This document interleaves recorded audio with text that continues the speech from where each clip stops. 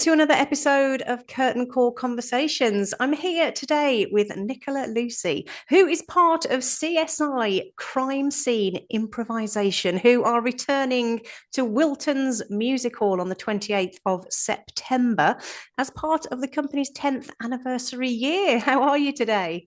I'm good, thank you. Thank you so much for having me on. Really No excited problem. to No, chat. yeah, no problem at all. It sounds brilliant. And I mean, this sort of genre, I think people do get a bit obsessed with it, don't they? Everybody loves sort of a crime drama on Yes. the telly. So tell us, obviously, it's an improvisation, so you hmm can't say what's going to happen, of course, but what sort of is the premise of the show? Yeah, so it's an improvised comedy murder mystery. So at the start of the show, we ask the audience for the murder victim's name, never a real person, or we get the same thing every time. Okay. Um, and we ask them for their occupation, and then we ask them for what did it, like a murder weapon, but it's again never a real weapon that could actually harm anyone. It's silly things like we had the Sound of Music once. We've had banana. We've just like had lots of ridiculous things. The more ridiculous, the better. Yeah. So we have a detective who works with the audience throughout the show to try and solve the murder. And we start always with a crime scene. So we have different investigators just like delving a bit deeper into the evidence. And then the rest of the show, there's usually five players in it. So we all play characters in that world. So we all knew the victim. We all possibly have motives for why we did it.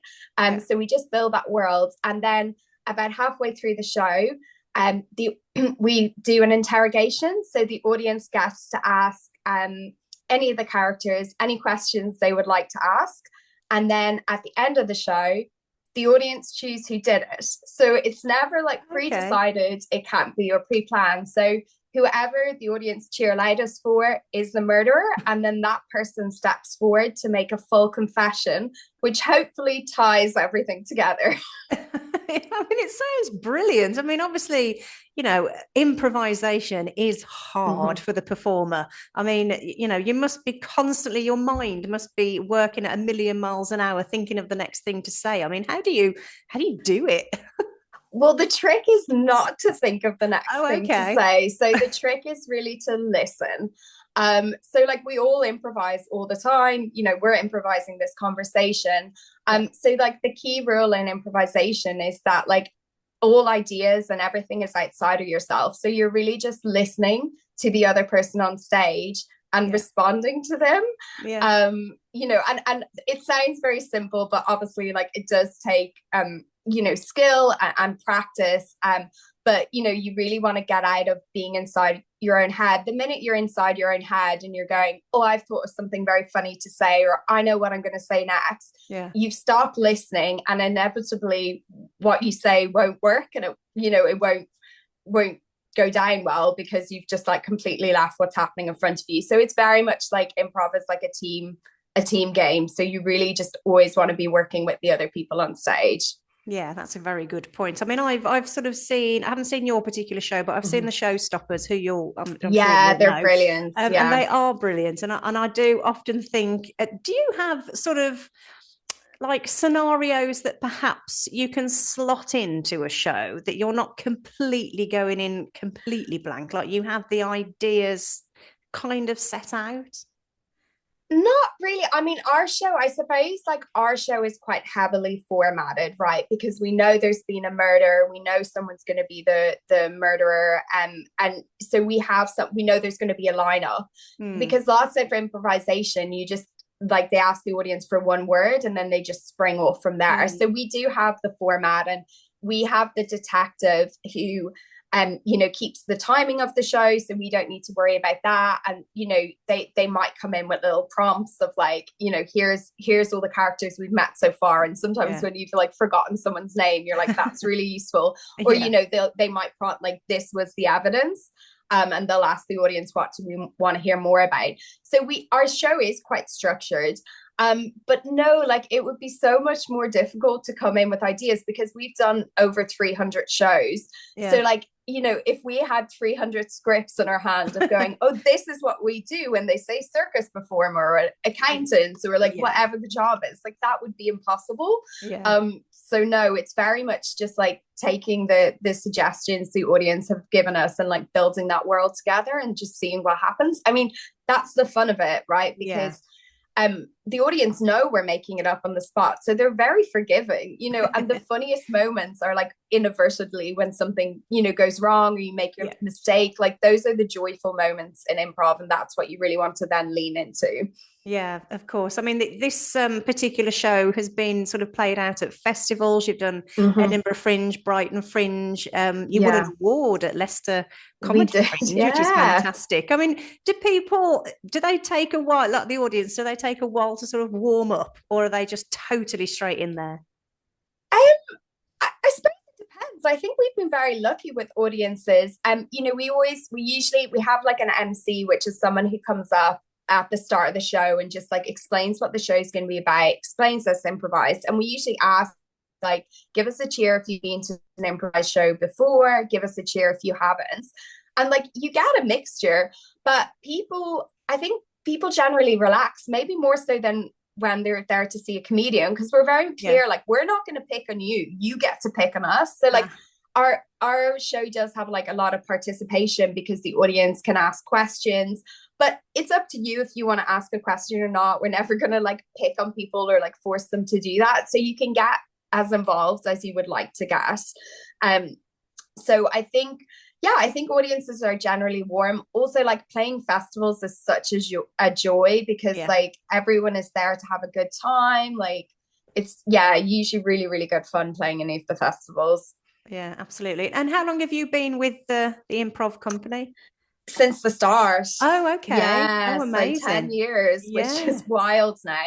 So Wow. yeah, it began, I met this girl Rachel at an audition, and I don't think either of us got the part. I'm pretty sure we didn't, but she did. We had met, and she said, you know, I'm thinking of doing an improv show. Would you be interested? And she met like a few other people that way. Um, and I think herself and Lee had chatted, but all they had was like, we want to do an improv show, maybe a murder mystery. So Mhm. 5 of us got in a room together, and we all had like varying levels of experience of improv. Some of us were actors, some of us had done a lot of improv, some of us were writers, directors.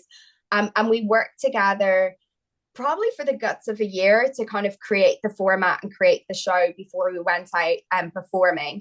And then we've had like new people join along those 10 years, and the format has developed and the show has kind of changed as we've gone on, as well as new people bring in ideas. So Yeah. yeah, it's been really fun. Yeah. So how many are in the cast?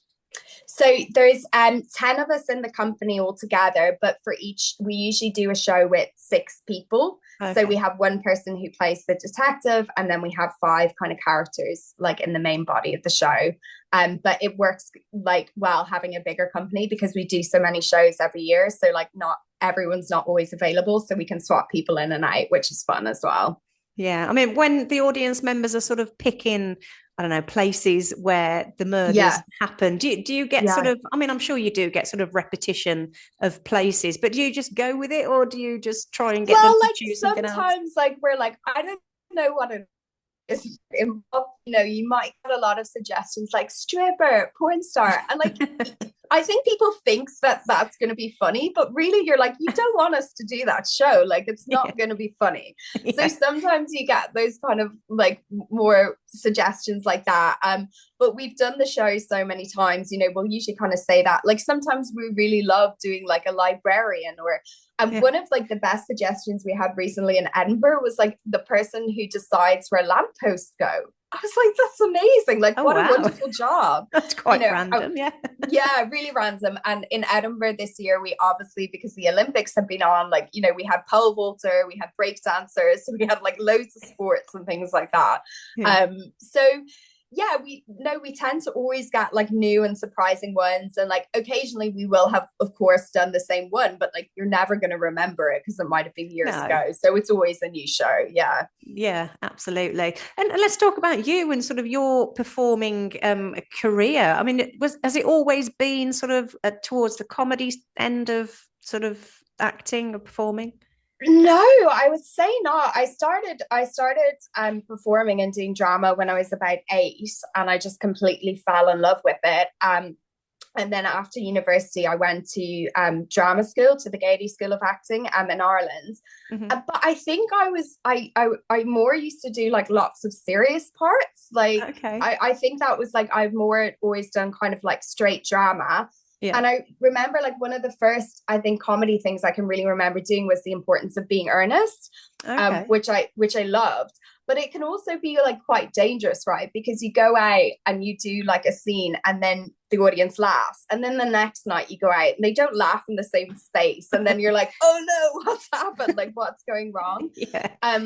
So I hadn't done that much comedy, and I really hadn't done much improvisation. I'd only done like some classes in drama school before I moved to London and before I kind of met this group. Yeah.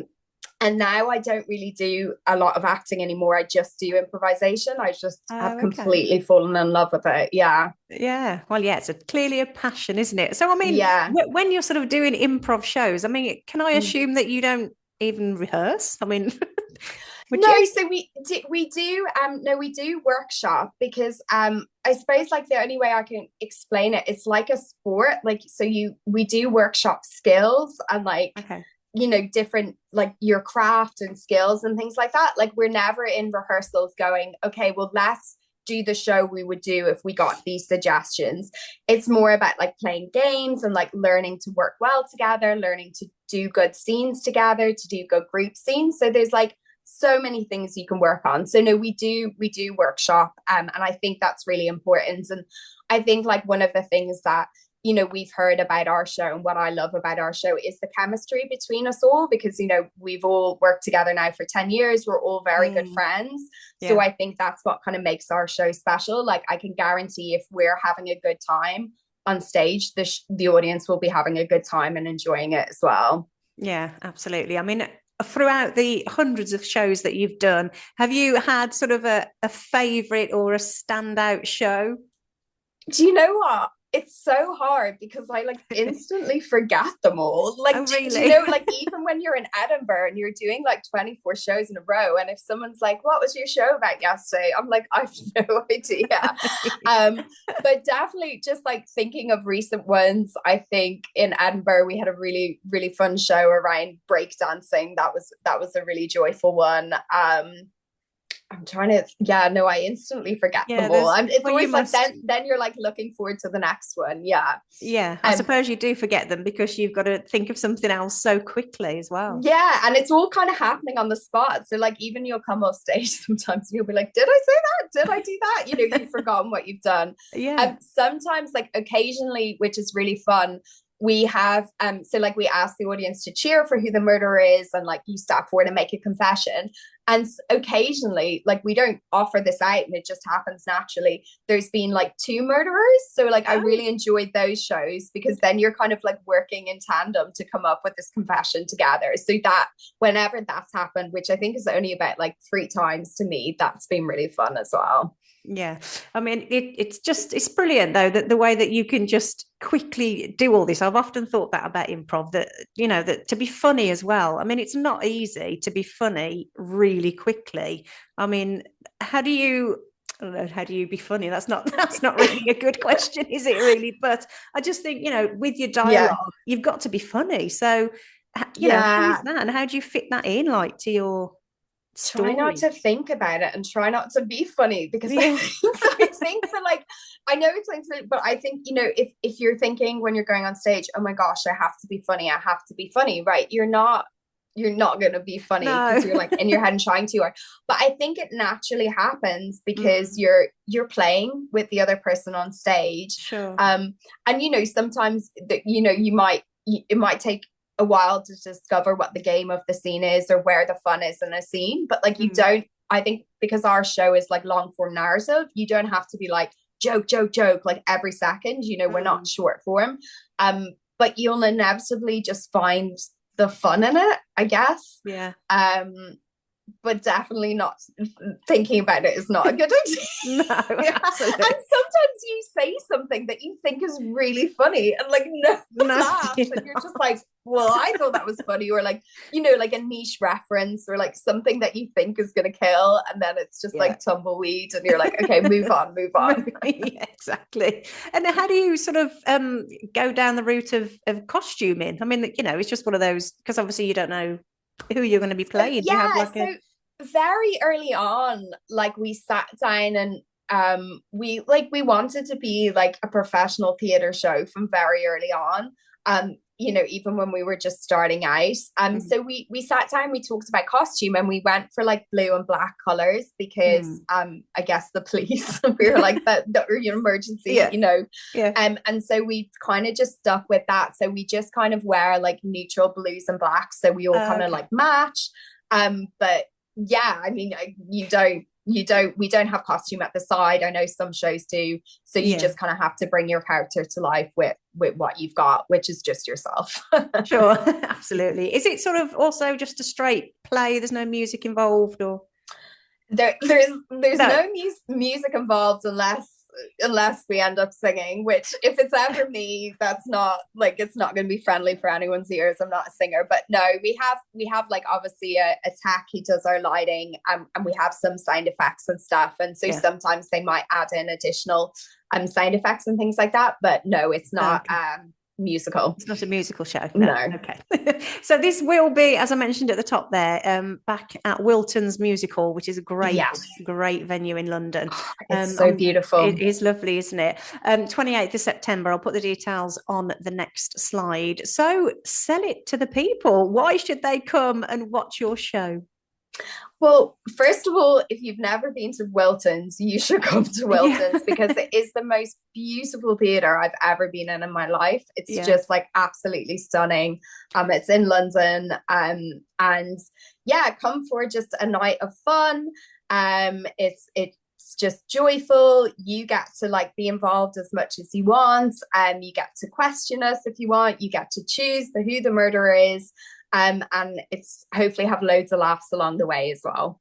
Yes, we all need that at the moment. So if you want a good laugh, yes, absolutely, go and see CSI Crime Scene Improvisation doing their thing. Thank you so much for having a chat with me today. It's been a pleasure, and good luck with the show.